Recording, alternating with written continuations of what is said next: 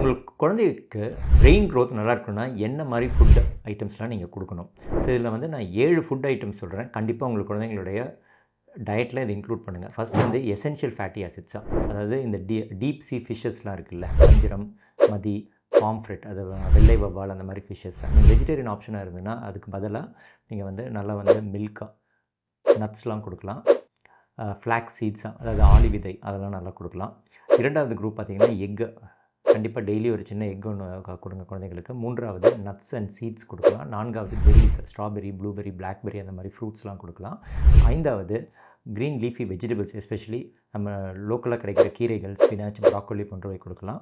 ஆறாவது நல்ல ஹோல் கிரெயின்ஸாக, நம்மளுடைய சாதம் ஆனால் வந்து ப்ரௌன் ரைஸாக இருக்கணும், இல்லாட்டி ப்ரௌன் வீட் அந்த மாதிரி கொடுக்கலாம். வந்து ஏழாவது ப்ரோபயோட்டிக்ஸாக, இப்போ கர்ட் இல்லை யோகர்ட் அதெல்லாம் கொடுக்கலாம். ஸோ அது வந்து நம்மளுடைய குடலுக்கும் நல்லது, மூளைக்கும் ரொம்ப நல்லது.